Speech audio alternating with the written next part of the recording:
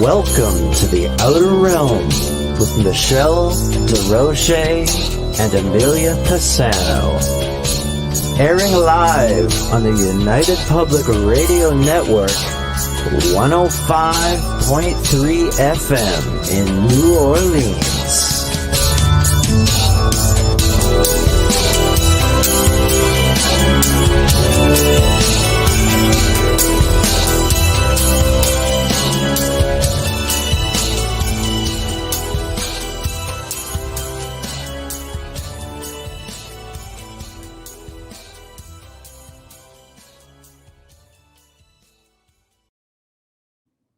Good evening, everyone. Welcome to the Wednesday night segment of the Outer Realm. We are broadcasting live on United Public Radio Network, 105.3 FM from the beautiful city of New Orleans. We are fully sponsored by the good folks over at Folgers Coffee, who have been with us from day one. So thank you, Folgers. Also, a big thank you to Dr. Snick, aka Justin Snicker, for his sponsorship of our intro and outro. He is an award-winning composer of Halloween, horror, sci-fi, and dark wave electronic music, which can be found just about anywhere good music can be found. You will notice that tonight we are minus Amelia Pisano, aka Bubbles. Having internet issues seems to be an ongoing thing, but you will find her in chat on UFO Paranormal. So if you'd like to interact, get yourselves over there and interact with her. We will be posting her questions up from the chat room as they become available.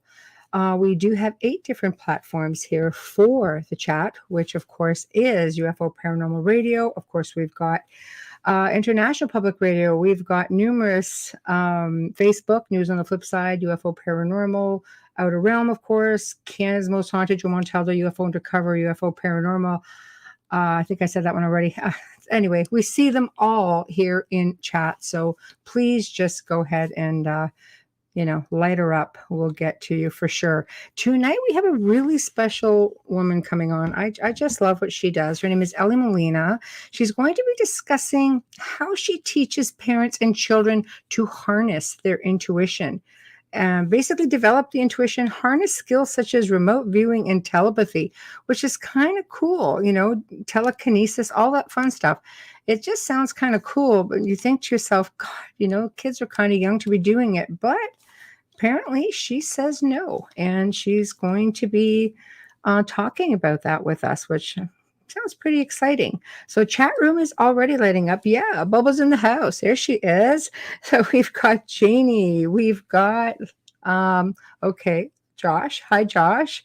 Michelle Millen. So it's definitely starting. Wayne, hello, hello. So fantastic. So what I'm going to do right now is I'm going to read again her bio. So again, she is paving the way with research and background in education to teach children and their parents to trust their intuition and develop conscious awareness. She's creating cutting-edge programs that can harness the skills like remote viewing, telepathy, telekinesis, things of that nature, and it can be applied to everyday life. I think we'll all learn a thing or two there. She is a former University Adjunct, I think I got that right, and highly recognized educator. Elly holds a master's degree in linguistics from NYU and has been educating for 4 decades. She's appeared on network TV discussing intuitive development in children. She is the founder of Psi-Kids, where children and adults learn to develop, trust, and utilize their psychic and intuitive abilities. While residing in Washington State, Elly co-founded a private school for children where children learn to use more of their minds in a very different manner. She is a creator of Mind Power Consulting and Psi-Kids. Elly teaches and guides you to work with your own powerful intuitive abilities while introducing you to mind power techniques. My God, this sounds like a mouthful, but Amelia, I love Elly, right? Don't you wish we had somebody like Elly growing up? I mean, I was fortunate because, my mother was really good about things like that. If I say, hey, man, I have like an imaginary friend, she'd be the kind to take out photos and say, okay, do you recognize anybody in these pictures? Could be, deceased loved or a loved one, family member. But I was never told that it was silly because that was just that'd be enough to deter children. And if you get into any trouble, they don't feel safe in coming to talk to you about it. So not really good. Zach Man, hey Zach, excited for this guest. Can't wait to hear the info she'll share. Nor I, actually. So I'm really looking forward to it. I think it's going to be a lot of fun. Hey, Adriana. So hello, Tamara. There we go. Gang's all here filling in. There we go. All we need now is Mel. But we'll just wait for her to come on, bring her on, and figure out how she got started in all of this, which just I'm sure is a fascinating story because she's accredited like crazy. So I think, just check the email, make sure it went through, because that would be terrible. Oh, there she is. Hi. Hello, how are you? Good. How are you? I can't complain. I'm sitting here with you and all of our fine people just lining up in the chat room. And Nice. yeah, we've got 8 different platforms coming in. So there's going to be a lot of questions. My co-host Amelia has internet issues, so she'll be posting questions from chat. So every now and then I'll just pop them up. So you're going to still have the 2 of us at you. So I love your background. Thanks for having me. oh, thank you. Thank you. It's my pleasure. Honestly, we've really been excited about it. As soon as I started just reading everything off, Amelia chimed in and goes, I love Elly. So there we go. There we go. So, all right. I think I'm up to date with everyone. So, this is a really unusual thing that you do. And I say that because working in the field of the paranormal per se, which is where I started and branched out into many things, parents seem to be the culprit when children are intuitive and they are seeing things and they're being told things like, don't be silly, that's not real. Then sometimes, you get more malevolent things coming in or not so nice spirit, and they get in trouble. They don't feel safe enough to go and speak to their parents about it. So I'm really curious to find out. Everybody's chiming in saying, oh my God, yeah, we're waiting, just dying to hear what you have to say.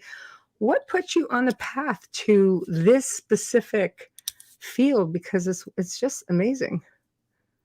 I really do believe that most of the paths that we choose have to do with our personal experience, how we come into the world.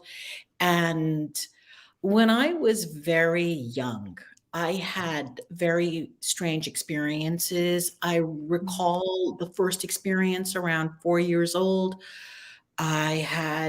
I walked with a dead woman who at 6 and held her hand as we walked down the street. And I asked her, I said, I thought you were dead. And she said, well, the dead walk. I mean, this was not the language a 6-year-old uses. Only Right. the language was the dead walk among us, only few can see. And so one thing led to another. And I told my parents, and my mom was cool with it. My father was your imagination. Mine too. Yeah. And but then by the time I was 12, my mother just handed me Linda Goodman's sun signs. And this is back in the day when we had to do astrology by hand. We would get an ephemeris and cast a chart. So by the time I was 12, I was really indoctrinated into the occult. And I mean, this is back in the day. And, Right. and I did a lot. I have to tell you, in one hand, my parents were very encouraging because I did have a TV set when I was 10 in my room. And we're talking in the 60s, right? And I got to watch Alfred Hitchcock, One Step Beyond, The Twilight Zone. And that was my nightly viewing. I love it. I love it. But that's pretty much what paved the way to where you are today. It really was. And then things took a more conservative path. I mean, it wasn't cool to be psychic, and I was psychic, and I Right. was telepathic, and I did use all of these tools with my friends. Not all of them, just the ones that wanted to play with me, play telepathy. And Right. then by the time I went into a regular career, I chose something very normal, which was teaching, because I do love to teach. And it was in the classroom back in the 80s where I would see the kids were doing activities that were very telepathic. And so I had a lot of leeway back in the early days of teaching. And on Fridays, I would call it game day. So anything that we would do that had something to do with language arts, as long as it was a game, whether it was Scrabble or memory or anything at all that the kids, this is middle school. So we would play these games. And before long, I noticed, wow, these kids are like really telepathically connecting to each other. So then I started playing telepathic games.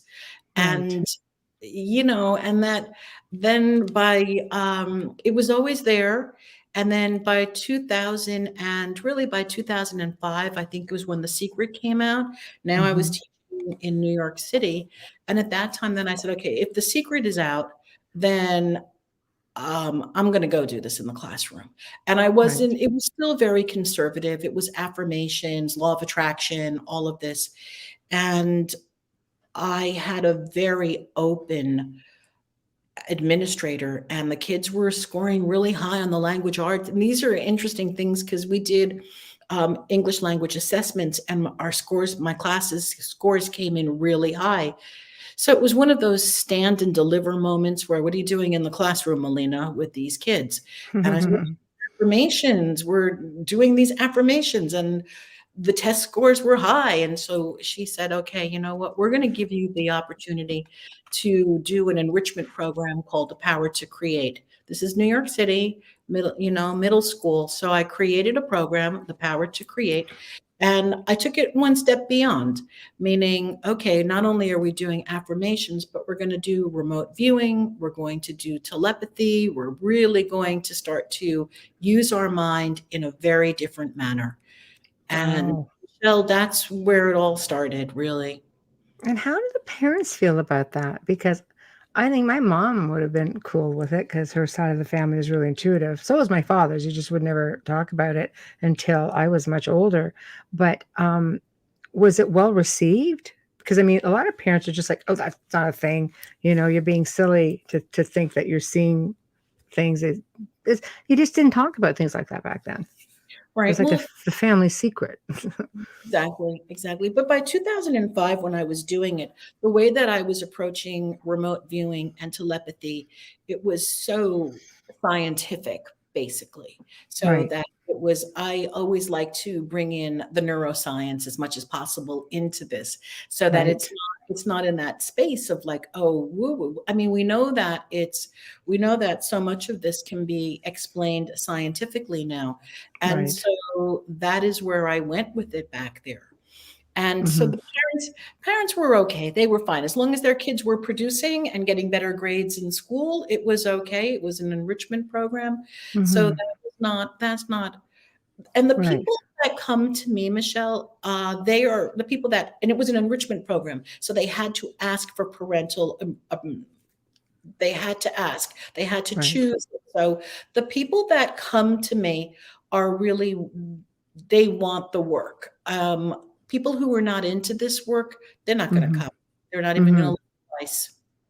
Right. Well, I would imagine that would be attributed to religious backgrounds, belief systems, that sort of thing. Did you run into any resistance with really hardcore, people with hardcore religious backgrounds? No. The only place I've ever seen it, seriously, the only place I've ever seen it are on YouTube comments. All right, where people will be commenting and I don't read the comments any longer after I saw that. But I remember I was doing a podcast and I was a guest, and the comments were that this is the work of the devil. And I don't even know if those were real comments or if those were just bots like trying to stir up trouble, because in my personal life, I've never encountered anyone to say, well, that's the devil's work. And that's not, those are not the people that I've ever attracted. So. That's pretty hardcore stuff for sure.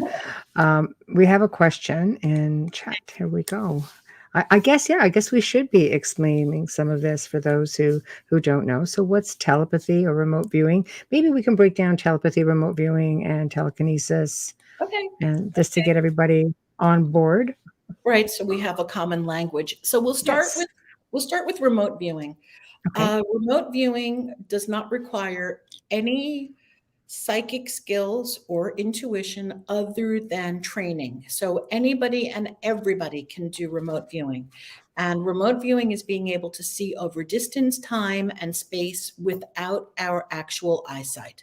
So we can put blinders on, or we can put blindfolds on, and we're not even. And then we can look at a target, meaning a number is usually given in remote viewing. In the remote viewing community, the way that it works is that the viewer, the person who's going to look over time, distance, and space, is given a target. And that's just in the training. I mean, in real life, somebody's going to say, hey, look for my lost cat. And I'm not going to have a target with a number, but then I'll go into I call it going into the zone. So I go into the zone, and then I'll go into an alpha state, which is a reduced brainwave state. And then in that reduced brainwave state, I am able to see over time, distance, and space, and see, I get impressions, and then I either draw them down, or I write it, or I record. And then okay, if it's a lost cat, when the cat gets found, then we get to have confirmation. But if it's an activity that I'm doing with the children, well, their confirmation is then when I do the target reveal, which is to show that the target was. Right. Okay. And then telepathy is just the transference of thought over time, distance, and space. So, for example, I don't remember his name. Jose, was that? Josh. Yeah, Josh. Okay, Josh. Oh, no. Sorry. Yeah, that's okay.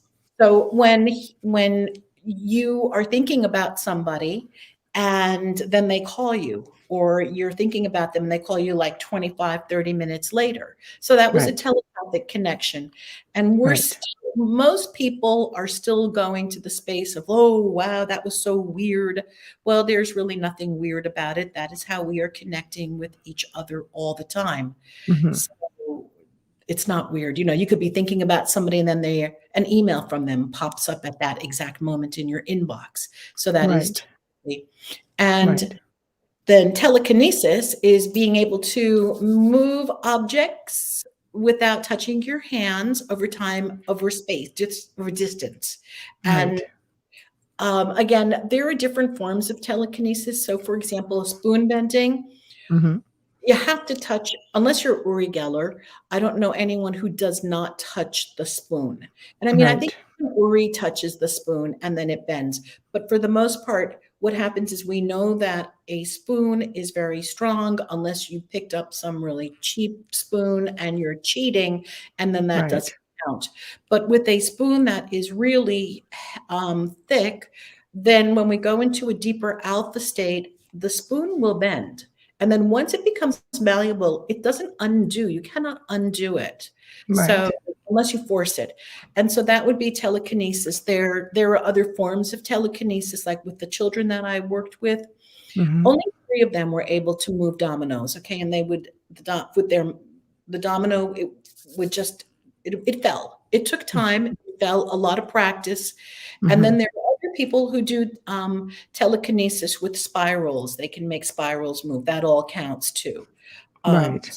Right. Similar with some people will train maybe using a flame by putting it out. Same idea. Josh says, is this real? Telekinesis. Oh, so this reminds me, one of the things that I was practicing, I forgot about this one already. When I practice, I was using an LED flashlight to turn on an LED flashlight with my mind. Oh, and there we go. And so what we were doing, and I say we because it was a bunch of us, you take the LED flashlight and then you adjust it so that it is off, but not tight off, obviously. It's got to be a little loose, but not loose enough so that that anything around you can shake it, but it's got to be loose. And then you put the LED flashlight somewhere where you're not going to touch it, and then you focus on it. And I did it before going to bed, and then it turned on in my face, and that's how I knew that it worked. Okay, this is all right. Everything else was dark, and I focused on the flashlight. And I've only done it twice, but then again, because sometimes, Michelle, I'll say to myself, well, why am I doing this? Okay. So why am I spending my energy and my time turning on the flashlight? Okay, you did it twice. Check. All right. Now That's maybe done. you'll do something that will be manifesting something of more importance, maybe help to heal somebody. Because again, telekinesis is you can use that for remote healing. The same thing for remote viewing. We can use that for healing. So I always look to use these techniques for something of a higher consciousness. So the phenomena allows me and the children that I'm working with to realize how powerful we are. And it is a wonderful feeling to know how powerful you are. It's kind of like imagine walking across a bed of hot coals without burning your feet. And then It's like a superpower. it is. All And kinds, right? it is. And when a person can bend a spoon or see over time, distance, and space and get the answer correct, something happens in our bodies. We get like a Mhm. real adrenaline hit. And that feeling provides real empowerment. And then, you look at certain things in life. You're afraid to look for a job. You're afraid to Mhm. speak up. Why? Why would you be afraid to do that when your mind is so powerful that you just did all of these wonderful things? It's So true. Mm. I use the phenomena to teach consciousness and to raise conscious awareness. So the Mhm. phenomena of spoon bending and psychic abilities, yes, we raise our consciousness, we get empowered, we feel really Mm. great. We realize how powerful we are, and then we get to use it for things that are more important in life. Right.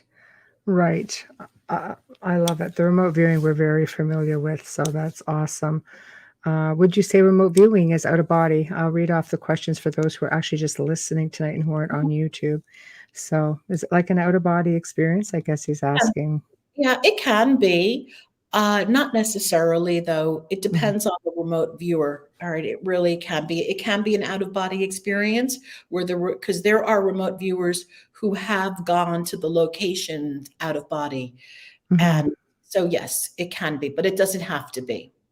Okay, great. And can people levitate with them through your mind? Well, Some here's the people thing, do. Joshua. Here's the thing. I have never seen anyone levitate for real, but I Mhm. do remember many years ago when I started studying transcendental, and I'm dating myself, many, many, many years ago when I started studying transcendental meditation through the Maharishi Mahesh Yogi, there were people who claimed and they had a film. That was before we had Photoshop. So there were films then that showed a group of people who had been doing transcendental meditation levitating. And like I Right. said, this is before Photoshop and the ability to manipulate all of the films like that. So I've never seen anyone levitate in my lifetime. Do I Mhm. believe it's possible? Yeah, I do. I think it just takes a lot of practice and really reaching a certain level of uh, It deep. is. I Yeah. think it's like, yeah, of consciousness zenning. I mean, you have, Tibetan monks who have been said to be able to do it, but I mean, you have to think about the type of, you know, work that they're doing. They're doing this every single day for hours a day to reach a Mhm. certain level of consciousness. I imagine, we are spiritual beings on having a human experience. So I imagine we really could take it to the next limit for sure. Co-host Amelia Pisano, what kind of effect does this work have on you physically? There we go. Good Oh, question, oh Bubbles. It depends on what kind of work you're doing. So, for example, physically, when I'm doing a lot of remote viewing, um, I get tired. Yes. So, because I am in a different state, in a different zone, Mm, but at the same time, when the remote views are hits, I always feel very alive. So, and again, when we're doing the work, we do spend a lot of time in alpha and in deeper beta, deeper brainwave states. So it can also be very meditative. I mean, here's what I've heard. I've heard a lot of, and I don't know if this is true. I've heard a lot of people say, oh, psychics pick up all this energy. And so it affects the body, and you have to do this and you have to do that. And that may all be very, very true. So when we do the work, when I do the work, I always start with a prayer. Now, again, this is different with the children when I'm working with the children, because I'm not going to get involved with their particular religious beliefs, but we do work with protecting ourselves and putting white light around us and working in white light. So in terms of how does that affect me physically, I don't know. Right. I think you just get so conditioned to doing it. You just soldier through, I mean, for me, any work that I do energy wise, I found I'm very dehydrated after, though. She also has another question. This one actually came first, but I'm trying to keep it all in tune. So how do you deal with the naysayers? That's a good question. Okay, thank you. So here's what happened over the years. I've been doing this for a long time. In the beginning, I would fire hose them, meaning, no, this is true. Let me convince you. This is the way that it is, and people can really do this. And now I don't say anything. It's like, okay, because it really comes down to, if you don't believe it's possible, then it's not going to be possible, because it won't be there for you. Right. So mindset. Yeah, I don't even deal with naysayers anymore. I like it. It's not for them. It's either for you or it's not for you. And if it's not for you, then that's okay. There are other things for you. Move along. That's all I say. Go. Move along. Yeah, it's not for everybody, right? That's why we have so many different things. I do it nicely, but Trish is one of the other hosts here on the network, and she has Peace of Mind Monday nights. I think this happens often in the paranormal investigations by the living by accident, because so many are focusing on the light ball, etc. Yeah, I think, again, mindset. Mind you, I think it's like psychokinesis, also projecting energy and doing like amazing things that way. People don't even realize they can do that.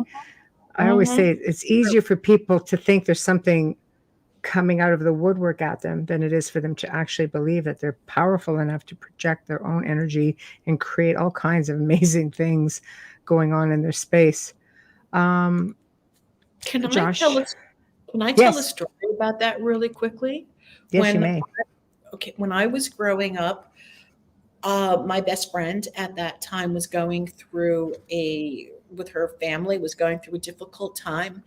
And again, we were in the realm. We were playing telepathy, if you want to call it, and we were doing all kinds of these.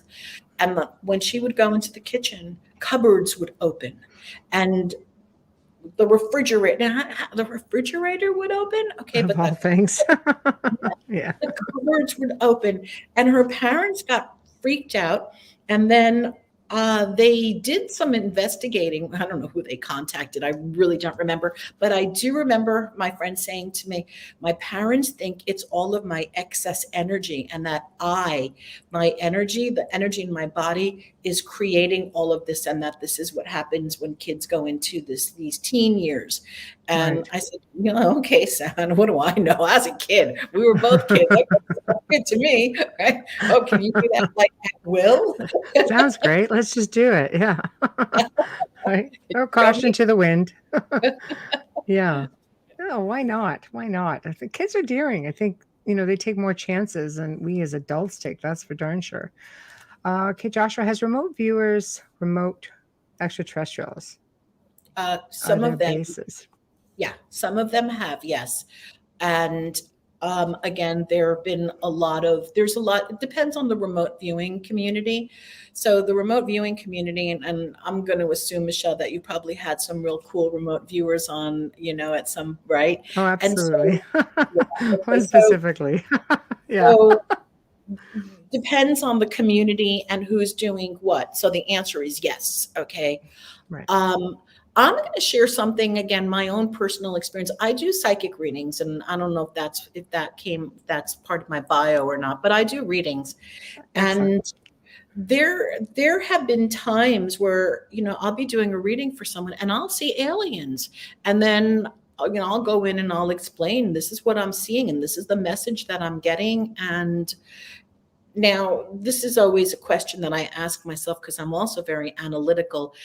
The person that I'm reading for, turns out then that they're into aliens, as opposed. And so is that why I'm seeing and connecting with aliens? Because of, I ask myself these questions.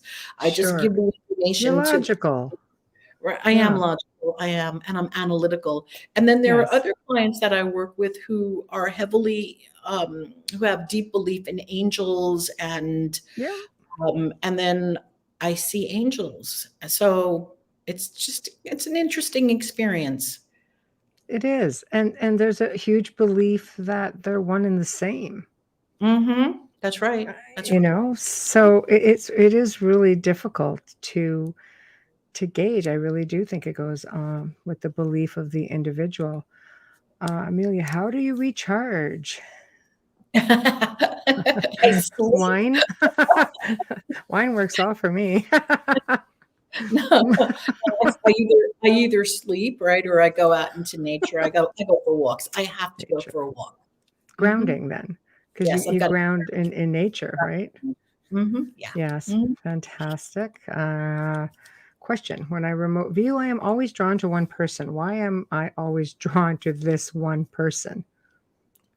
I don't know, but I'm going to speculate. Perhaps you have a karmic connection from past lives or something, Right? and that's just, otherwise. We have all of these wonderful karmic connections and not so wonderful karmic connections. And so if somebody's constantly coming into your zone, there's got to be a connection that you two have from, or that you have with this particular person from either a past life or even maybe another dimension right now while we're still here, because there are parallel universes and dimensions going on. Yes, yes, I agree 100% on that also. Amelia says, I break electronics. Yes, you do. Oh, Yes, you do. Okay, Dave's going to be that guy on the show tonight. Hi, Elly. Remote viewing. What's under the ice in Antarctica? Lost continent pyramids. Yes. I don't do so. I'm sorry, Dave. I'm not that kind of remote viewer. I can tell you what I've read, okay, and what some of the other remote viewers have found and say. Ingo Swann, who's credited for being the father of remote viewing, he saw incredible things on the far side of the moon. And again, this is not where I put my energy into any of these. I would love to go do some remote viewing on Göbekli Tepe, is the Yes. archaeological place in Turkey. I Yes. just haven't sat down to do it, but that would be the only place that is really calling to me. Turkey calls to me psychically, and so that would be a place that I would consider remote viewing, and then even going to. Could be past life too. Could be. Um, can you ask them to let Michelle sleep? The ETs. I just bellyache and I scare them off and they come back. I'm like, either just like, tell me what you want now, buzz off, let me fall asleep, then take me. I want to feel like I'm getting a good night's sleep. So, Josh, again, when we die, where does our spirit or soul go? Josh, I don't know. I don't know. The inquiring minds want to know. At least the chat room is responsive. So, I have my own theories, right? That's about yes. all that I don't know. I haven't died and Right. come back yet. And so I'm just thinking we're energy. And so we just either turn into another form of energy. I really don't have an answer, but I'm curious. And if anybody does, I want to know.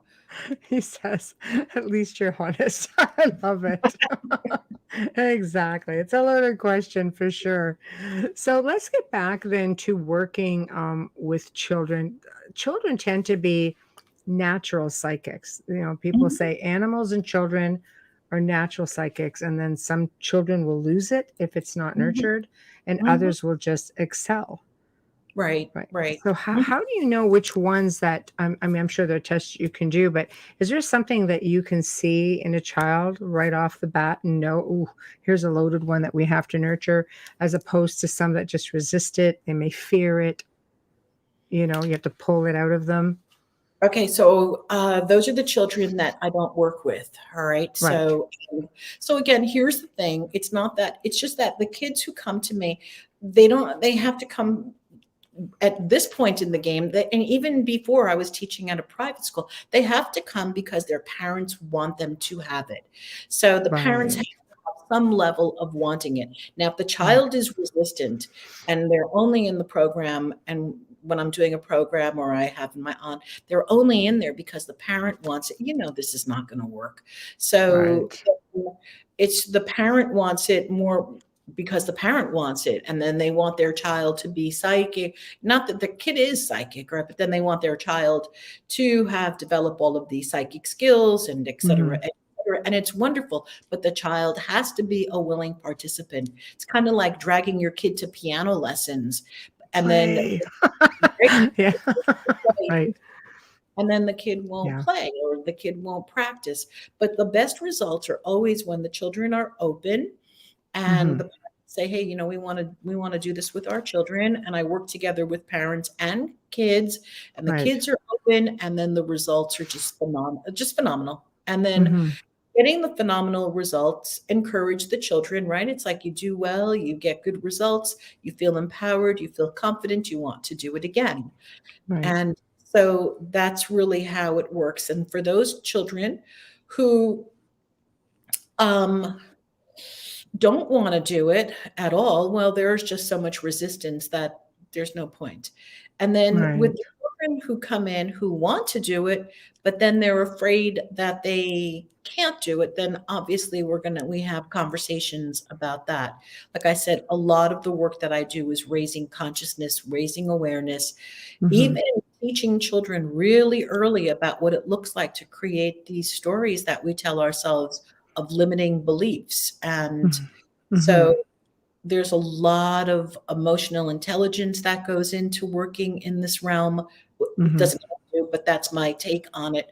I Mhm. really work on developing emotional intelligence. I work on Mhm. developing conscious awareness, and then the phenomena itself, and then empowerment. Do you find that it's difficult, like, it'd probably be harder to work with the parents because from the time of childhood, we're conditioned to believe certain things, maybe again, like religious standpoint, because it's drilled into you at a certain age, and it's a matter of trying to separate yourself from that core belief system of how you were raised or what you were, you know, again, religious background. Do you find sometimes that it's harder to work with a parent than with a child because of all that? The child's still brand new and No, willing. so here's the thing, the people that come to me are Right, ready, and that it's a whole other crowd. If I were gonna right. go into the Catholic Church with all of the don't and anyone who's Catholic and listening to this, do not, this is not no offense That's taken. no, it's okay. They're used to it. I do it all the time. But if I So, were gonna go into let's say a yeah. highly religious institution, Yes. um, well, I don't know that I would even be talking about these things, all right? I'm not sure Mm. because I don't Right. go there, and I'm not sure that that would be my audience. So basically, the people, Mm. again, we're attracted to people who vibrate on our frequency, who have Right. interests that we have. So the people who find me are really open, and they want this for themselves. They want this for their Mhm. kids. They want this. This is what they want. Oh, I've met a lot of people who think they are more than ready. I deal with people every walks of life, pretty much 7 days a week. And as much as they want to do it and they'll work at it, sometimes it's just trying to pull away from the core belief that always plays in the back of the mind. As I know I've had to work with people and working with children, Mhm. trying to get them, to just don't make your child feel silly. they're really gifted, and sometimes they're so gifted that that little beacon in the darkness that attract a lot of things, and you have to Mhm, learn how to work with them, mhm, right? yeah, Instead of yeah. instilling fear. So, let me see. All right, just try to get to this so I Can I don't fall behind. can I Oh, just go to a little thing that you were saying? So you yes. work in the paranormal, and Different fields, but yeah, okay, paranormal as well. so then I'm gonna just assume, and doesn't mean don't make a don't assume Yeah, anything yeah. because you know what that means, all right? I do. I do. I However, know the old saying. the hell, right? So what I'm thinking, here's what I'm thinking. If I'm a parent and I am very, very interested, super interested in the paranormal, then there's a high chance that my children may be seeing something because Mhm. that is the conversation that's going on, that is our life. Then I would be coming to someone like you. Right. People from the paranormal do not find me either. They don't find Right. me. Right. So that's the Right. and right. So it's again a different let's call it clientele, a different group of people that find Right. me. Right. Right. Okay. Yes, Trish. Yes. I think, Okay, yeah, so we yes, talked. I do. So right now I finally got this together. It is an online school, and it is I don't even have the link in my head right now, but No. if a person goes to my email at ellymolina.com and then they log into the Psi-Kids section, then there's a link for the school, and the program is called Make Magic Happen. And this is an online psychic development intuitive program for kids and their adults, or even just for adults also. And Mhm. then there's a there's called the Midnight Portal, which is the community part to it, which is where I come in once a month and teach and ask questions and interact with the members in the online school. Excellent. I put your website up on the group page too, so you guys can go to Oh, the Outer okay. Realm and find it. And I'm sure they could feel the way are in Yeah, there just as well.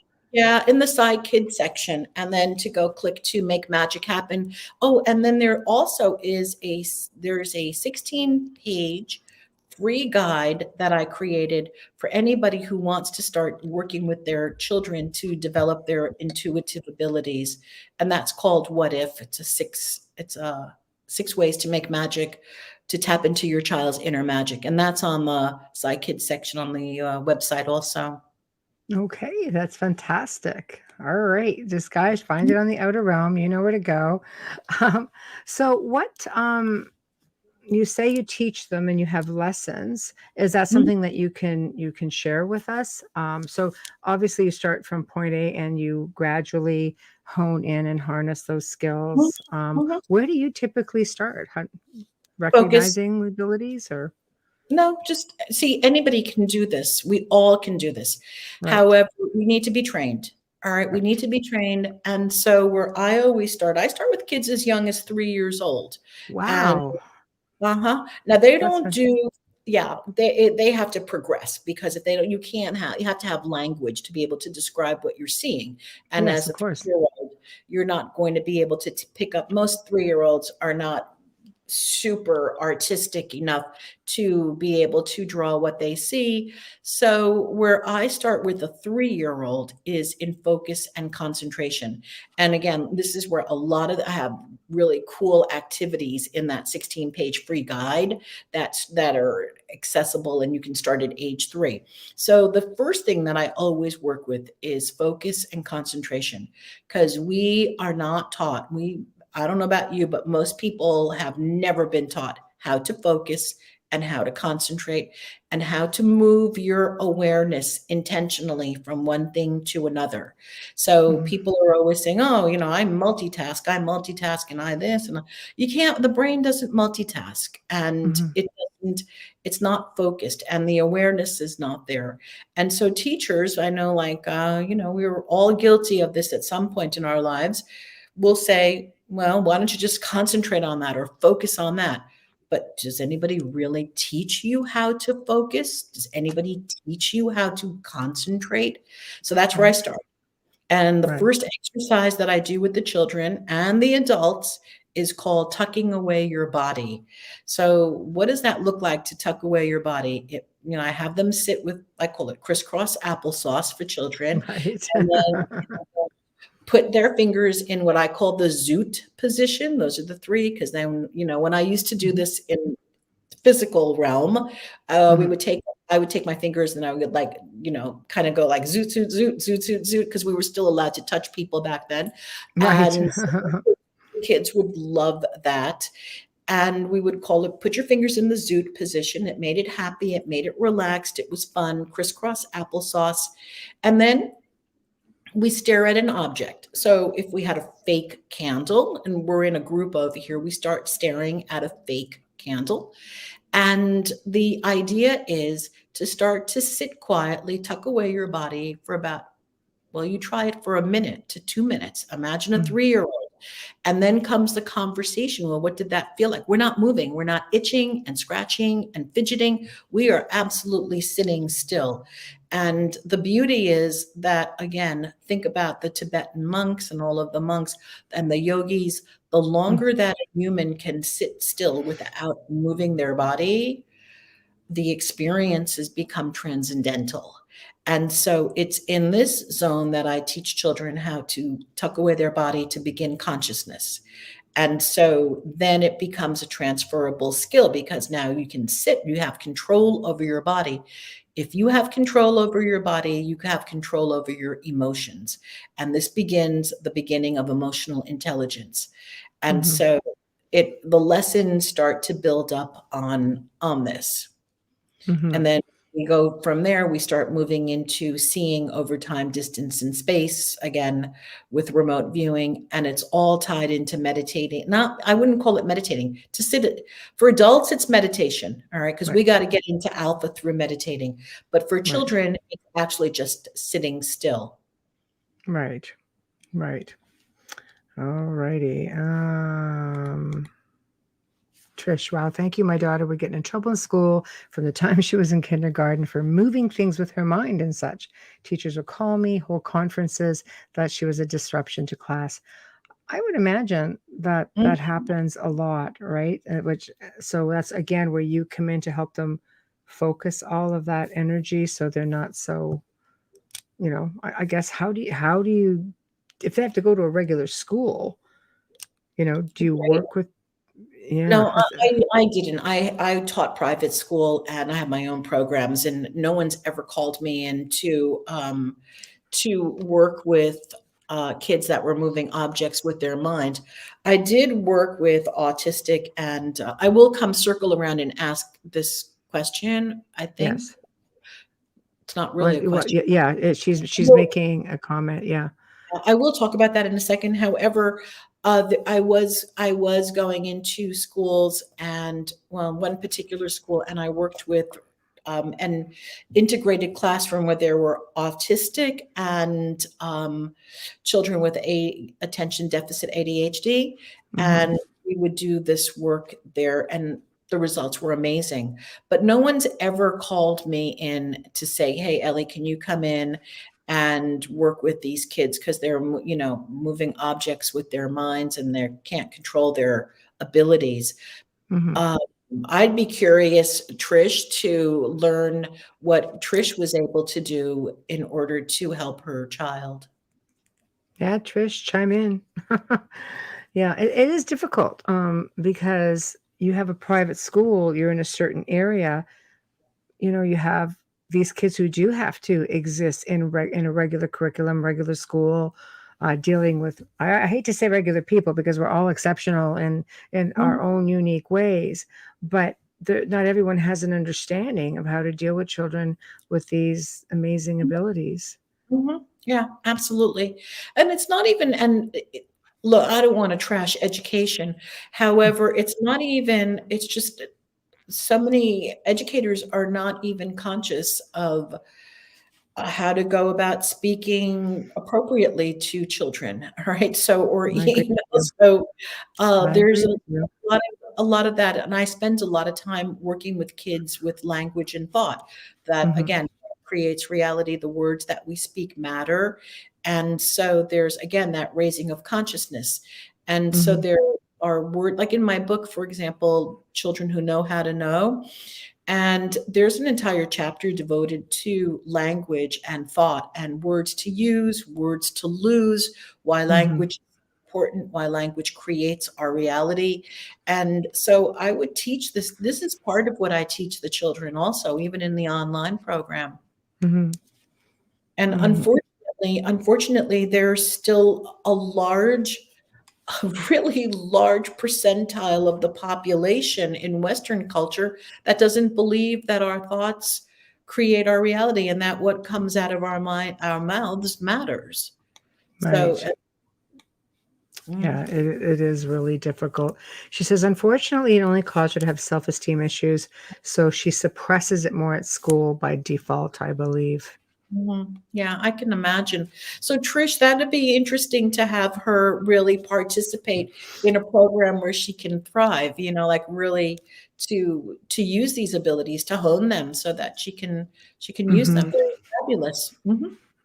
I think that's just it. We only use and rely on our physical senses. We live in a Mhm. physical place, makes sense, but there's so many other abilities that naturally are there for us to use, and we're just taught to suppress them or ignore them.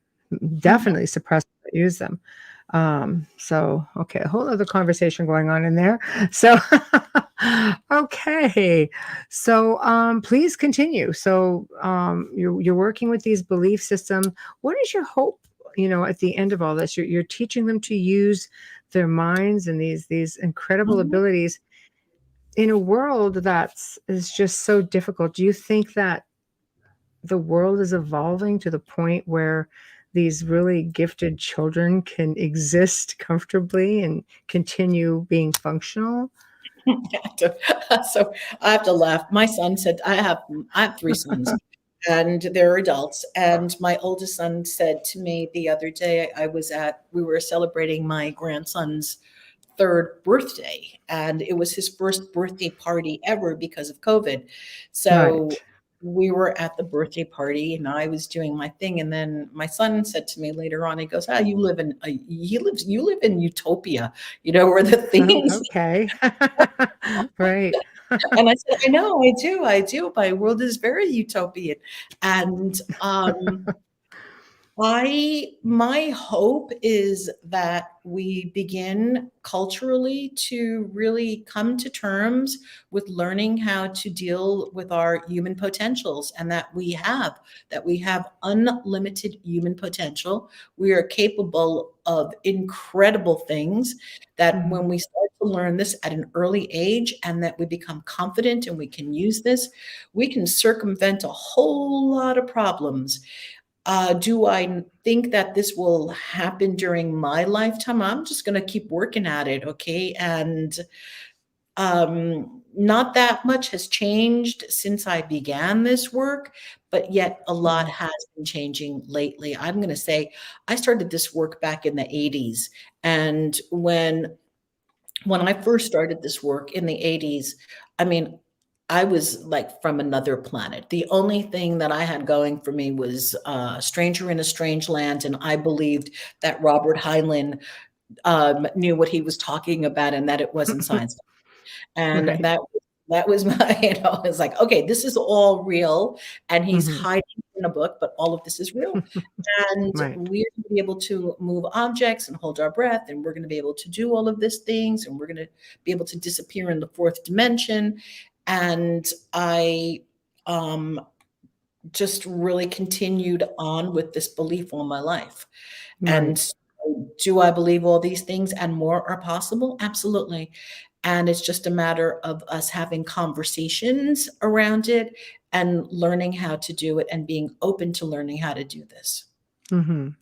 And what is the benefit, do you think, for children moving forward, in doing this?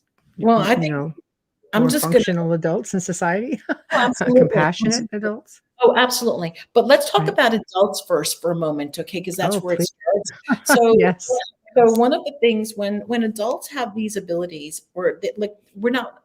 adults develop these abilities, there Yes. comes an understanding that they can start to manipulate the energy field around them. So we no longer have to function in this third dimensionality. We can function through the quantum field. So you want to have, I have clients, for example, who have had incredible results, jobs opening up that were almost impossible to get. I've had clients receiving green cards without ever going for an interview. Okay. I've had people erase debt. Okay. And some people come into large sums of money, and you could say, well, how did all this happen? I don't know how it happened. We just worked through the quantum field. We know how to do this. You can train yourself to work through the third dimension. Mhm. So when we start to do this really young as kids, and we start to gain control over our emotions and what's possible. So you know what? Getting really good grades is going to be easy. If you still want to go to college, going to the college of your choice will be great. You don't have money, there will be money for you. How? By using the power of your mind and using your abilities in the quantum field, that money will come. It's called manifestation. So, Yes. That's what I and was waiting for. right. Yeah. Mhm. And then we Is it don't need to be working in 3D all the time. And those people who do, people who choose to live in the third dimensional realm and plod through nine, and Mhm. believe that this is the way it is, the hamster wheel, and we can never break out, and it's Groundhog Day every day. Well, Mhm. that will be up to them to continue that belief. However, I do know from personal experience and working in this realm for so many years, there's another way. Right. You know this too. Right. I do. I do. And I think that's where people struggle is the manifestation part. They just can't seem to get away from I just think it's just everyday life conditioning. Mhm. You work, you work, you work, you work. You're not really allowed the time. They don't want you to think. They don't want you to think. They don't want you Right. to use these abilities, right? So, Oh, absolutely, absolutely. I mean, yes. we can look at the entire look at schools as it's an institution. So Yes. that is what a school is, an institution, and it is geared to produce certain results. It's a political machine, Yes. and it that's how it runs. Exceptional people and worker bees. That's right. Exceptional Mhm. people will get pushed one way, worker bees will get pushed another way, right? Absolutely. Mhm. For sure. Tamara, we don't use all of our brains. So the question is, what would be the results of using the full capacity of our brains? I have no idea, but could you imagine? We probably wouldn't need our bodies.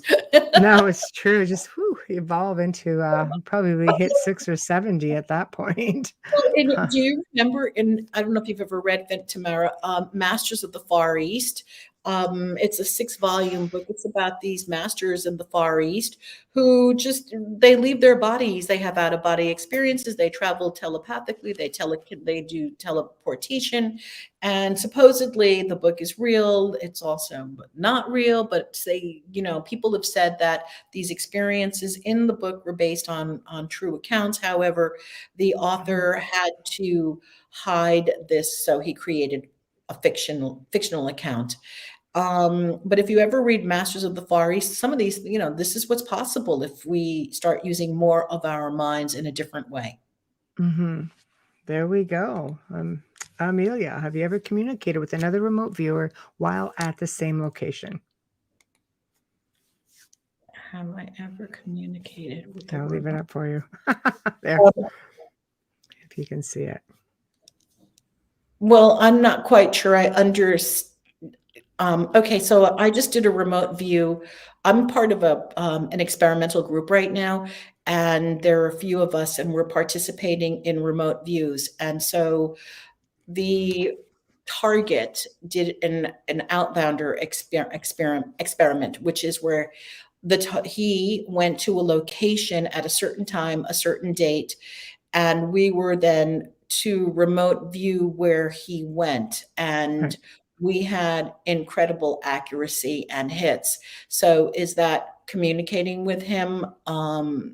Yes and not really. Yes and no. I don't know. Since It, there's no time or space, Right. So maybe I want to elaborate on the question a little bit more. Do you need her to do that? As That might opposed to, help. Mhm. okay. Hold on. Oh, there's a whole bunch more there. Okay. Yeah, maybe Well, elaborate on that one just a little bit more, Amelia, if you don't mind. otherwise, that would be telepathic experience, Michelle. Like if we're having a telepathic experience, yeah, Right. that's totally possible and happens all the time. Right. Right. Oh, she goes, oh, there we go. Okay. Two remote viewers at the same location, not on purpose. So are you viewing to the same location? I guess, and you What do you show mean, up like, at the same place? oh, you know what? I haven't had, see, I want to just get really clear on something. I do not spend not as much time remote viewing as remote viewers. Okay, Right. I work in a different field. I'm a consultant and and a psychic, and I teach children and their parents Right. how to develop their abilities.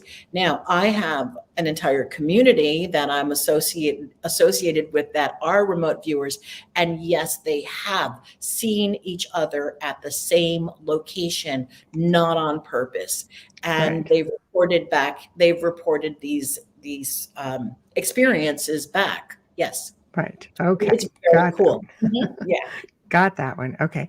There's another Josh. I don't know if this will apply, but do you have a theory on shadow people since I still see them to this very day? No, Luce, I Oh, see sorry. shadow Oh, people hold also. on. I do not know, but I don't know where they come from, but I do see shadow people. I have always seen shadow people.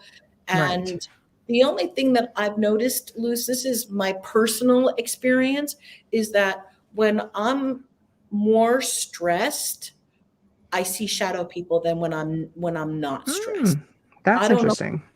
That's been my experience. Right. Yeah, Mhm. there's a lot of theories with them. Extraterrestrials, sometimes some people believe they're Mhm. associated with men in black. Some people believe that they're demonic. Some people believe that they're time travelers. But that's an interesting observation that when you get stressed, you see them. So that's Mhm. that's interesting as to what would attract them. I definitely need to use my intuition to get more money to pay off my debts. What are some tips that Elly would recommend? Take her course. Actually, Zach, what I would recommend that you do is go to my website and download the magic mantra and then follow that to a T, okay? Because then you will manifest money. There you Manifest money. go.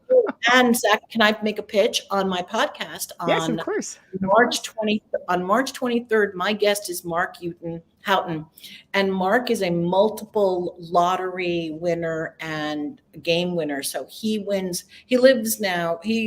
multiple lotteries, and so he does this through manifestation. So if you There we get on, go. yeah, Go there. seek Elly out. They can, if they go to your website, they should be able to hook on to your podcast Yeah, as well. find the magic mantra. Yeah, the magic mantra is on my website, and then Okay. my podcast is not on. It's just Ask Elly Oh, Intuitive Insight. okay. But you could Google it and Okay, it'll guys. show you. Yeah. There you have it. There you have it. Tamara says, I read a lot of Middle Eastern yogis and monks and their beliefs and training. So she's going to look up that information in the books that you made mention of. Hmm. There we go. There we go. So well, it sounds really interesting. The power of manifestation, multiple lottery winner. Most people would say, "Oh, you can't do that. That's not a thing." But clearly, it's a thing. So you're Oh, gonna, it is a thing. It's yeah, absolutely a thing. right, And Mark has done it and he's turned it into a business. He teaches it now how to do that.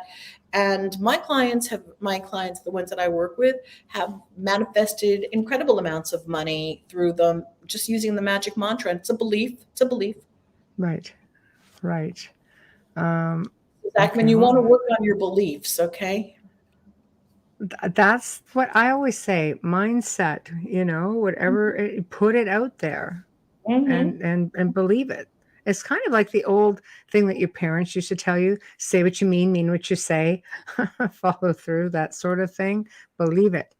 Yes, actually, I saw that. Ancient Aliens just had an episode on that topic of shadow people, is what he's talking about. They're also talking about the black color being from a cloaking technology and that their forms can come through completely in the visible light spectrum, so they appear as a shadow of their true forms. I don't know. Have you had any extraterrestrial experiences, Ellie? No, just no, I haven't. Really? I've Do you know for never, sure? no, I don't know for sure, but I've never consciously had, um, the only, look, I'll tell you, the only time I've ever thought that You're in the hot seat, you know. Here we go. Yeah. The only time I ever thought that I had an experience with an ET was when I downloaded Dr. Stephen Greer, is that his name? Right. Yes. Right. And I Dr. did Stephen Greer. right, and I did the meditations. I was doing the meditations, and something happened, and I could have sworn I was visited. But was it my imagination? Was I in the dream state? I don't. Never happened again. I've They never seen an alien. they say that if you put it out there, because they're telepathic beings, Mhm. and that they will definitely respond to that. Have you ever seen a UFO? Um, I saw lights when I lived in Washington, yes. But now here's the thing: I lived right next to Fort Lewis, and Right. so So I yes. thought that I still think that it was alien spacecraft. Okay, my son told me that no, it's just a technology way advanced Right. before imagine. Right. I said, well, I don't know. We can look these up. These lights just went. They went from here, like straight across that, like just horizontal, gone, like that Right. in seconds. And they came for a few days at 10 o'clock, same time in February for about 3 days, and then they disappeared and never saw them again. See, the theory is that only abductees or contactees can actually see the spacecraft. That there are a lot of people who actually don't see them. There have been crafts that appeared over entire cities, and not everybody has seen them. But abductees or contactees apparently see them, which is why I'm asking. Just Yeah. because a lot of experiencers or contactees will be able to remote view, have telekinesis, or not psychokinesis, but telepathy. These are traits that are very strong in people who have extraterrestrial experiences. I'm just going to put that out Mm. there. Just, Oh, I'm gonna have sharing the to info. I'm gonna have to have hypnosis, okay, and find out, all right? 'Cause Michelle, if I've had experiences, I have really repressed them, okay? Yeah, I can hook you up with someone who does just that, actually. Um, All right. Amelia, Amelia says, "Is there a price to pay for all of this good luck?" I don't believe so, unless you believe so. If you believe that there's a price to pay, then Right, you'll pay a price. I believe that, when we continue to do good, be good, and when we're talking about doing things that are in integrity and alignment with our integrity and our right, personal values, we continue to do that, then we will continue to have good luck be bestowed upon us because we're vibrating in that frequency.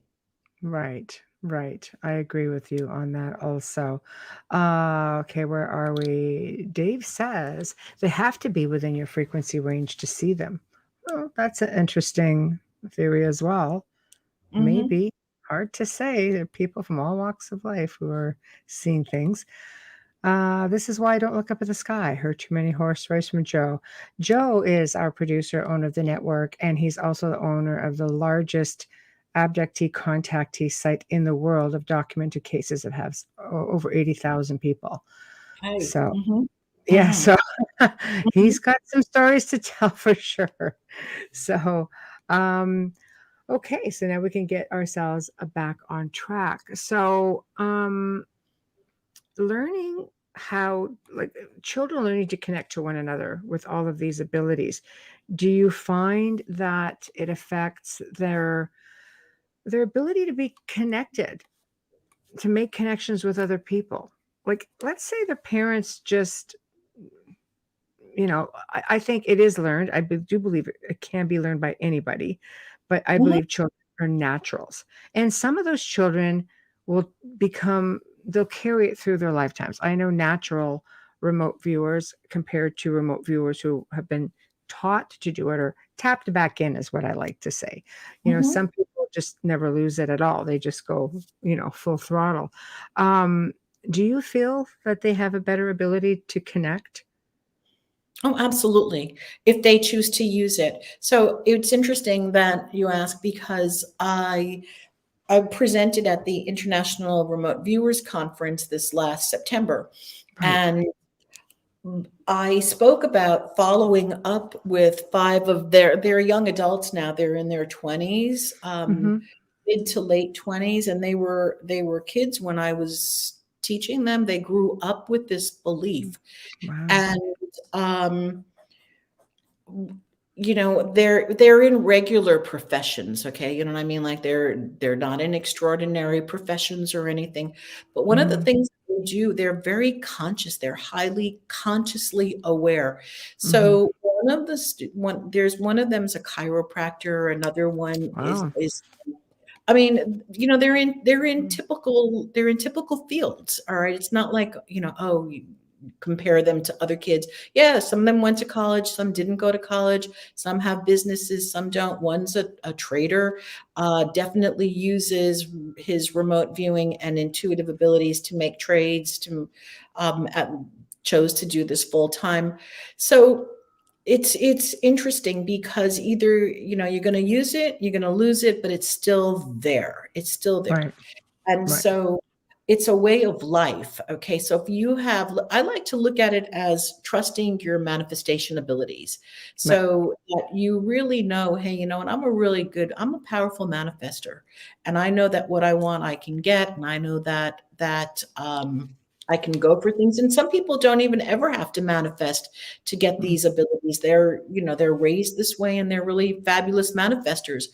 Unfortunately for me, a lot of those people are still stuck in 3D, whereas these kids know that there's Right. something else to dimensionality. So Mm-hmm. they are very consciously aware, whereas some manifestors are fabulous, but they're manifestors in 3D.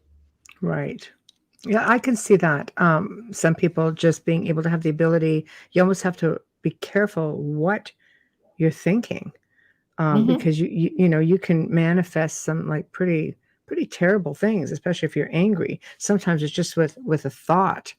Hmm. I've been able to do things with a mere thought without even giving it a thought, without even thinking that I just actually manifested something.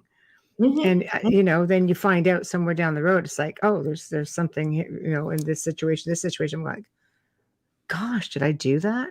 You really don't think about it. That's the problem. You manifest without thought. Right. Whereas it sounds to me like you're teaching people how to manifest with a great deal of thought, but Absolutely. beyond just the physical brain, Yeah. So it's with all through about consciousness. consciousness. It's all about consciousness. It's about focused Right. awareness, being able to take your mind and to direct it to where you want to go. So you are controlling the monkey mind. You are controlling the chatter. I was having a Right.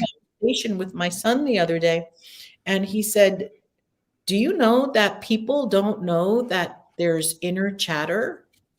And I There's said, inner chatter, all right. "Yeah, but they're not aware of it. They don't know they're doing it. They don't there are people who do not know that there is inner chatter going on or that they can control the inner chatter that's going on." See, It's that's I'll hard I'll for me come. hard for me to understand Yeah. that, but I know that it's true. Because I've Yes. worked with people who had that aha moment, like, "Oh my god, this is what it looks like to be conscious of myself speaking. These are my." And so it's really fascinating to me, especially after being in this, like I call it the realm, doing this work for so Mm. many years, that people are not aware that they have monkey mind, inner I chatter, whatever you want to call it.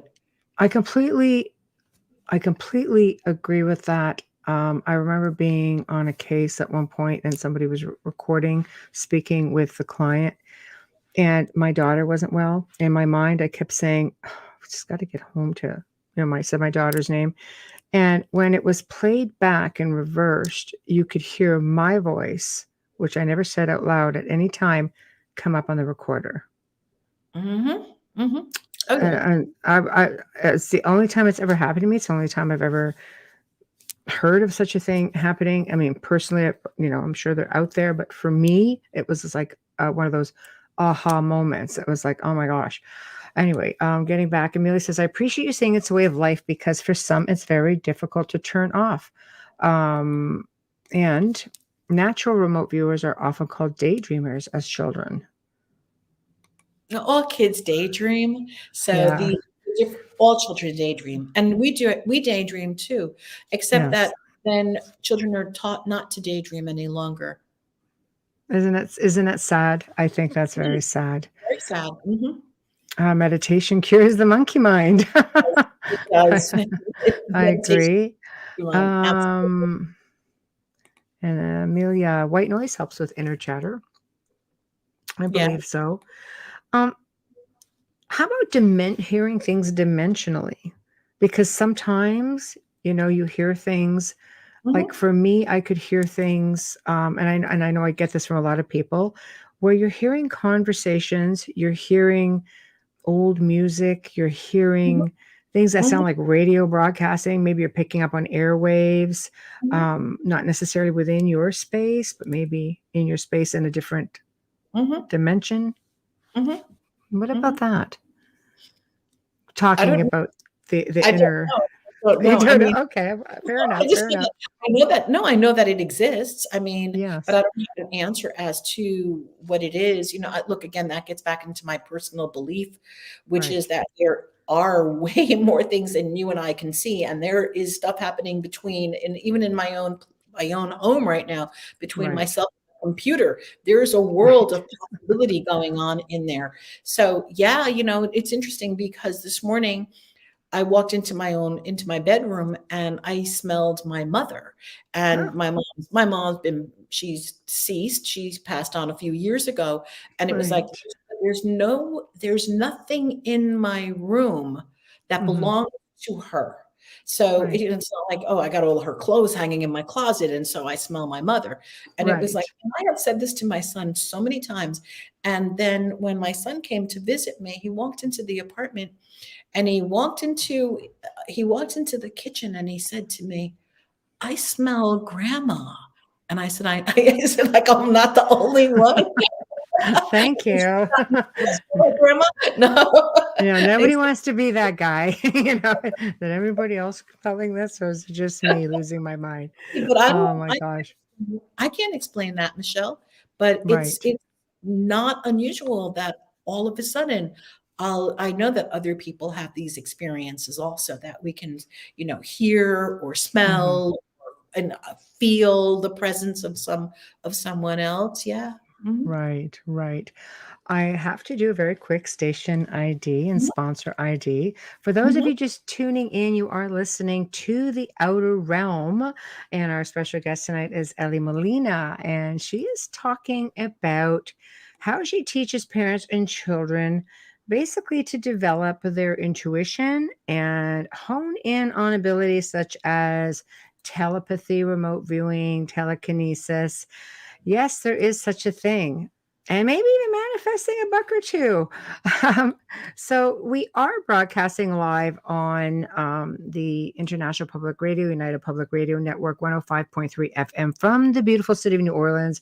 Our big sponsor, Folgers Coffee. Thank you. Thank you. We love you as always. Been with us since day one, and we thank you for being a part of our journey.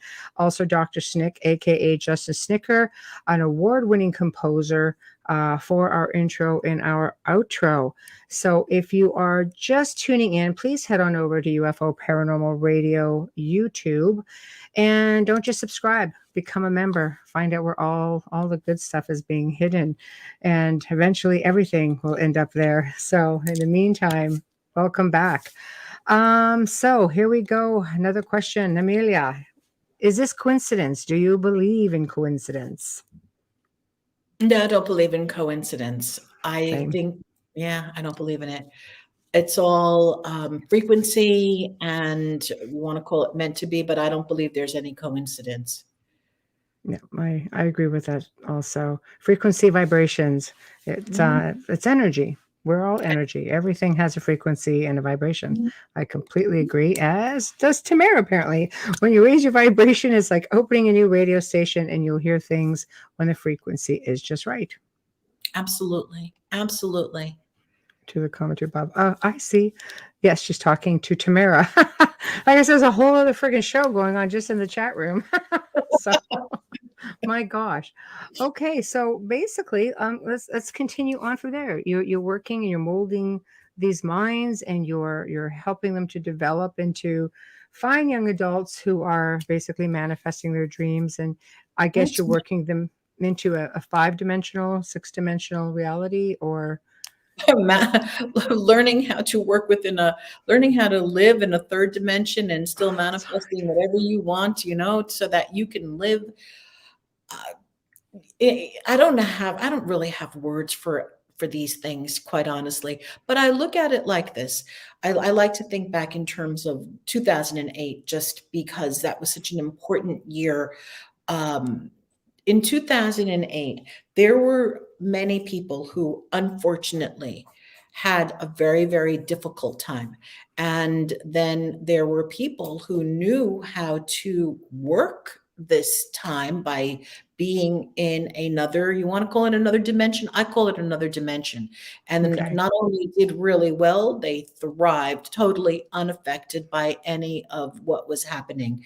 And that for me is being able to raise your consciousness so high that we are in another, this is where my son keeps telling me that I'm very into utopia or something, but Right. where I'm in a zone of consciousness, in a frequency where, like, knock on wood, okay, I am unaffected by things that are going on around me.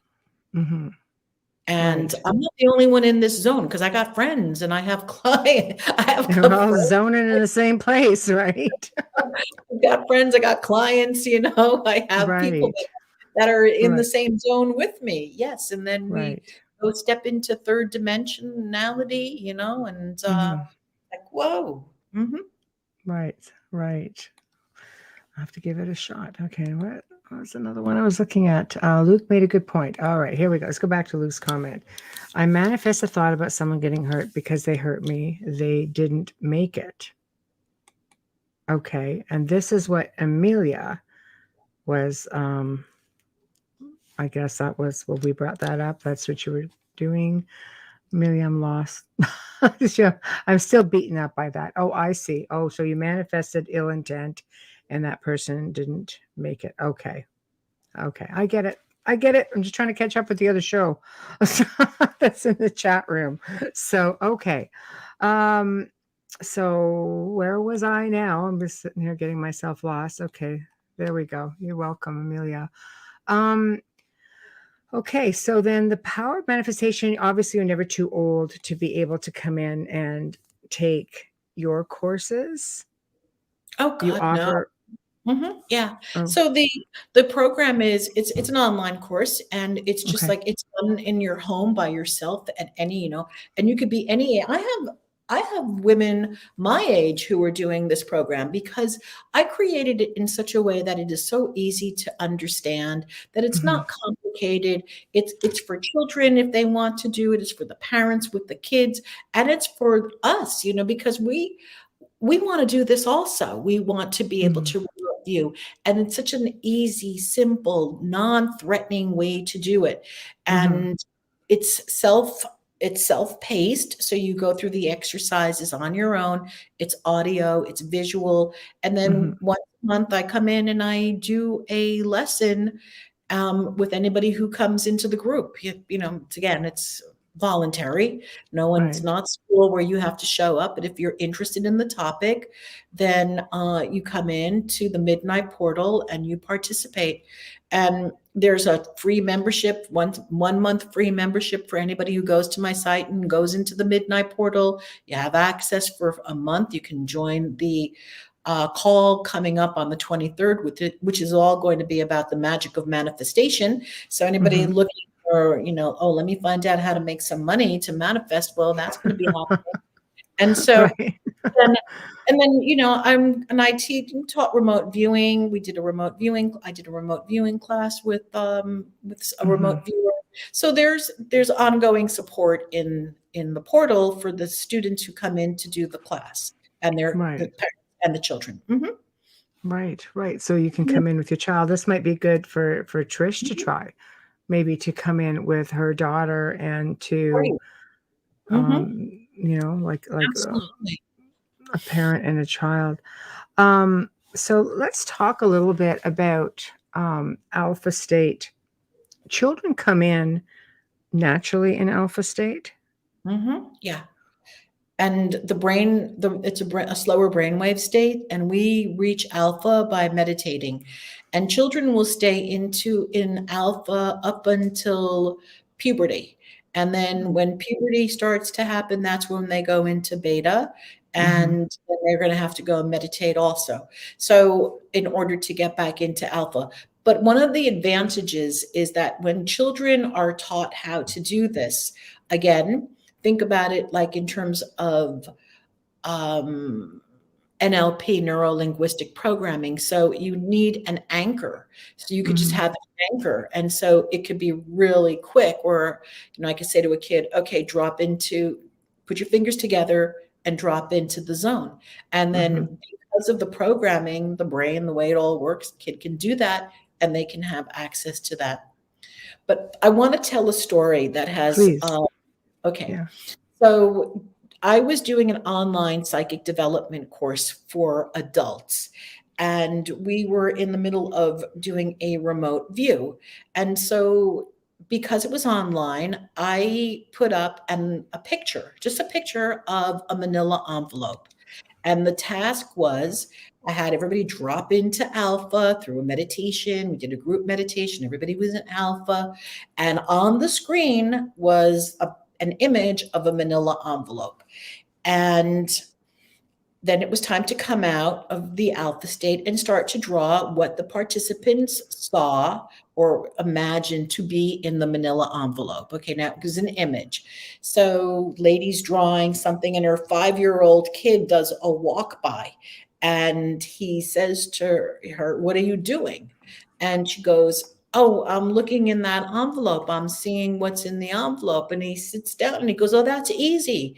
And he takes a piece of paper and he starts to draw a figure. And then he said he couldn't write yet. He was 5 or something. He goes, "Write down power and dragons." Well, and she said, "Oh, do you want to see what my son did?" And he said, "Absolutely." Well, then I did the target reveal. And the target reveal was a picture of a figure, it was a toy of Jon Snow from Game of Thrones. The kid had drawn the black part of Jon Snow's head. He drew a sword. He drew the figure that looked like Jon Snow, and then power and dragon. Okay. Power. Right. Who knows the story of Jon Snow? No, I mean the Yes. kids didn't even know. All right. And Yes. everybody in the group, everybody in that on that class was blown away. And I was like, this is what happens when the kids they just know. They just Right. mhm. Yeah, they So don't really have to work it. They're just natural, you know. So mhm, going into beta state, maybe for those who have no idea between alpha and beta, can mhm. you explain that? I Yeah. guess in layman's term to make it easy for everyone else. Well, alpha is when we're relaxed and meditating, or when we're Right. zoned out, when we're daydreaming. And that's Right. when we're in alpha and we're daydreaming. Let's say you're at your job, at your desk or something, and you just kind of space out. That's Yes. when you go into alpha and you get to hear things, you get to see things, you get to, you pick up on impressions. Somebody's name comes in and then they call you 5 minutes later. Okay. Hmm. And then when we're doing what we're doing right now, we're thinking, we're in our logic, we're communicating with each other. That is when we're at a faster brainwave state, which is the beta state. The beta state. Mm. Okay. So when you talk about meditating, especially for children, young adults, should they be grounding first? because meditation is sort of opening yourself up. Is there a concern when you're working with them that maybe something can come in and manipulate their thoughts or try to get into their subconscious?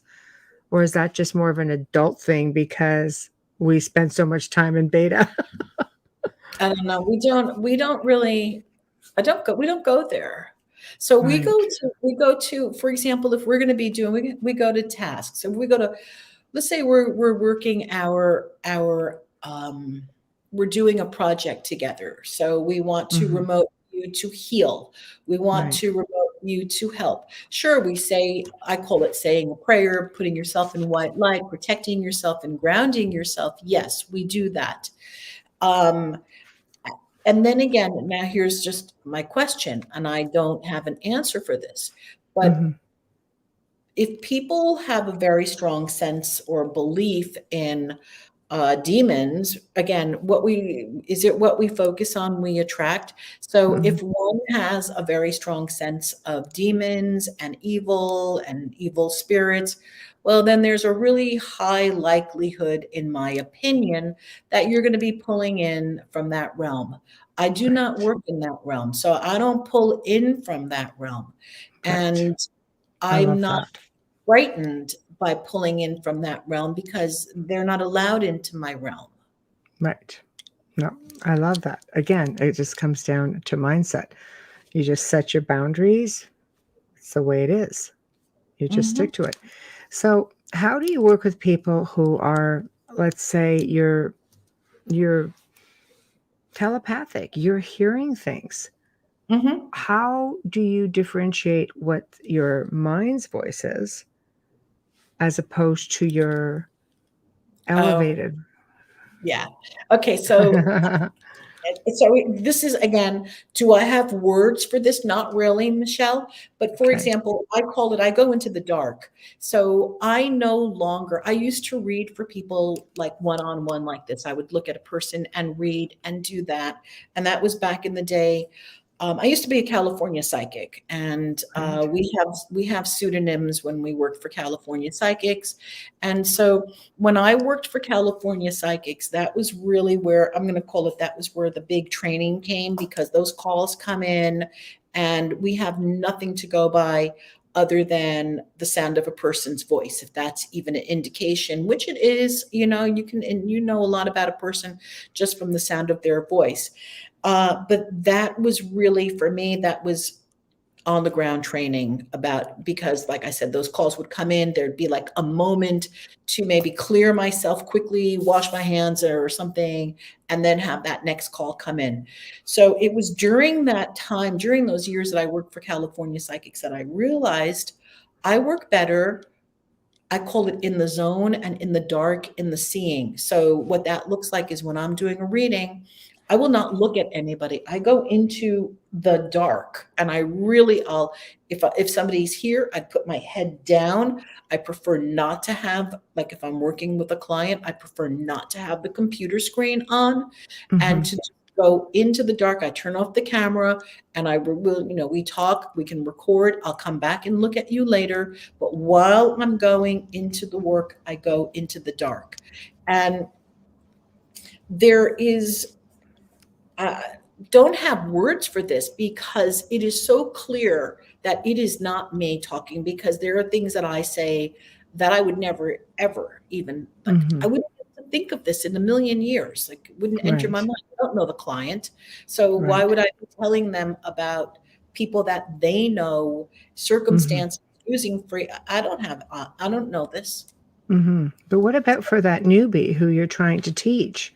You've Mhm. become conditioned, so you have an understanding of which is which. What about for this newbie coming on board, and they're not trusting what they're hearing because they don't know where it's coming from. They don't know, is this just my own thoughts? Is this really something else? Is like, Right, especially with telepathy, am I really communicating with someone else or what am, right? right. I agree. And that's where you need a good mentor that to bounce it off of afterwards, to have that Right. conversation. So I worked with people who, I have trained a couple of people that later went on to work for California Psychics. And Right. again, the conversation is, how do I distinguish what I'm Yes. hearing and what's in my, and it's just training. And then it's training, it's confidence, it's getting that feedback. Yes, you are right. You were right the first time. Don't doubt yourself. This was right. So Right. it is practice. There's a lot Right. of practice. Mhm. Excellent. Amelia, how do you keep children from not pulling in and basically it's to that realm? So I guess we're talking about the lower realms, the dark realms. How do you keep children from not pulling that in when you're teaching them? I don't know. It just never happened for me. Right. I have not had that experience out of all of these years. I have not had that experience. Oh, No. fantastic. I love it. Yeah. Trish is back. As far as taking Elly's courses, I'm highly interested. My daughter works with me a lot with mediumship and intuitive art, but I'm still mom. So we need an outside coach to stay focused and prevent us from communicating telepathically in chaos. Then Elly will again at the end of the show tell us how to get to her. But if you go on the Outer Realm page, you'll find her website. That's a little cheat right there. I love that they communicate telepathically. Okay. And it doesn't have, you can train yourself so that it's not in chaos, Right. I'm actually, just FYI, I'm in the process of writing a book right now. It's a novel. And the mother and son are highly telepathic and communicate with one another.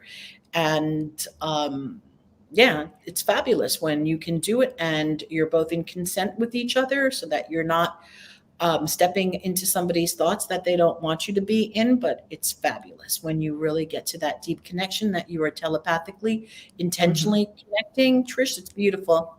Mm-hmm. Yeah, it's difficult because there are people out there who like to view or tap in when they shouldn't. And Paid, right? yeah, well, human nature, I guess, too, right? So, Mhm. but I also think that a lot of people just need to work on confidence as well. I get asked a lot about these things, and it's like, it ain't quite my thing. So I know I do what I can do, Mhm. but it doesn't put me in a position to start teaching. I'm very, very, selective about my own field, but definitely not in a position to teach anywhere near anything on, remote viewing and such. And if I'm telepathic, I communicate with other things and I do get the phone calls and things like that. You think about somebody, but definitely not on the level where people think I am. So, no, not the one you want to communicate with about that. So, so basically, then, are you working on when people have done all your courses and you've, I guess you'll get to that point where you're like, okay, you know what? There's not much more I can teach you with what I offer now, almost like going from grade school and then going into high school. So what do you have for people who want to continue on, who just want to keep going the distance after you've pretty much taught them everything that you can teach them? Or somebody who's super gifted coming to you because they want a different perspective or to learn a different way? Well, so that's a great question. So Thank you. again, I'm not an institution. I'm just a me, right? So Right. nothing is institutionalized. Okay. There's the Mhm. online program, which is a great introduction. And I work with not everybody. I work with some teens, and the teens that I work with, we work together one-on-one with their parents in some cases. And it's a program and it's called Quantum Leaping. And the children that I work with are they have strong desires to manifest something. Okay, they Right. know what they want. There's real clarity. And so they know exactly what they want. And so we work on using we work on learning how to part the seas. Okay, here's your staff, and you're going to Mhm. go out there and you are going to part the seas. You're going to make stuff happen. And so now this is not a program for everyone. Mhm. And it's not for people who are lost and don't know what they want, because It's not for me to tell anybody what it is that they want. But when kids come to me with their parents, again, this is parent, child, this is together, and they know what they want. The kid has to know what they want, not the parent wanting for the child. Does that make sense? Like, oh, I want my Yes. kid to get into this university over here. No. What do we do? It These are has to be kids the person. and these are kids, the few and I don't work with a lot. I've only worked with a few, and they've gotten amazing parts in Hollywood, and they're quite, but they Right. knew what they wanted. Right. So they have to have the focus, and they have to basically, They have to again, do it the comes down to that: say what you mean what you say, follow through. Yeah, you have to do the work. And the work is all, again, here, the work Mm. is all in the mind and in the belief, but you have to do the work. And that is the same with any adult. Okay. If you want results, you have to do the work. It's like going to the gym. You want to have a really great, wonderful body. You want to look Mm. like you're buff. You got to go to the gym. It's not going to happen by, Right. watching a TV commercial for, it's like, Right. No, right. For sure. For sure. yeah. So, yeah. There we go. All information and links for Elly can be found on the Outer Realm Facebook page. Exactly. And Amelia is reiterating the program is called Quantum Leaping. So I guess this is just another step above, regular manifestation. Right. And the program for children and adults is Make Magic Happen. And that's with the Psi-Kids link. Right. Which would be, they can get that on your website also. Right. Okay. Okay. Perfect. I'm just really, I'm really pleased that you came on to the show, because I don't think I've ever met anyone. I've been in my own field for close to 20 years, and I meet people who are truly gifted individuals who everybody branches out into so many directions, teach so many amazing things. Every time we bring people on, we're always learning something. And that's what makes it that much fun, because you're teaching us, you're teaching, the listeners, when there's a lot of listeners. So it's not just what you see here. We have literally millions of listeners who tune into our live shows. So is there anything you want everybody to know? Well, here, this is the part where you just promote everything, because Okay. you have a lot of people listening. So All right. Well, I'm going to promote a couple of things then. Thank you for please. that opportunity. You're very welcome. First of all, if you really are a little frightened of getting your feet wet, but you are curious, definitely pick up my book, Children Who Know How to Know. It's available on Amazon. And it's an easy introductory book. It is for educators or parents or even anybody who wants to start to teach themselves and their children how to tap into these abilities. And it's a simple book. That's number one. Number two, if anyone's interested in learning to do this work online in a very simple, self-paced, very gentle, loving way, and has access to me, Make Magic Happen. It's, again, online program. It will never expire. And you do it self-paced, and I am there once a month. Tap in, you have access to me. And that is called Make Magic Happen. And that is available on my website under the Psi-Kids link. Then I've got the Midnight Portal, which is an online community, and anybody can join the Midnight Portal. And that's, Make Magic Happen. Yes. I'm just putting it up so the people who are viewing can actually Right. see it. Okay. Yeah. And next And then I we've got, offer, and then of course I offer readings, and all of that is available. And quantum leaping, that's all available on my website. But for you, if you have any inkling and you want to start to develop your psychic abilities and you don't really know how because you're scared or you're frightened, come over to Make Magic Happen. Doesn't matter how old you are, because there's a child in each one. We are like those nesting dolls, those, and we are all ages inside of us. Sandra Cisneros, fabulous author, wrote a story called 11. And is it about a little girl who was 11 years old, and yet she went through all the emotions of being 3, 4, 5 on her 11th birthday. Fabulous story. And Beautiful, beautifully written, fabulous story. And so the program, Make Magic Happen, brings the magic out for us, no matter how old we are chronologically, because we're Mhm. still children inside. I heard something so beautiful today. Someone told me there was this woman that they know who is in an 80, actually, oh, it was my podcast guest. We were talking Ah, about, we were talking about Helene Hadskill, who was known as the contest winner. She won every single contest that she ever entered. She was highly telepathic. She worked with Jose Silva from the right. Silva, okay?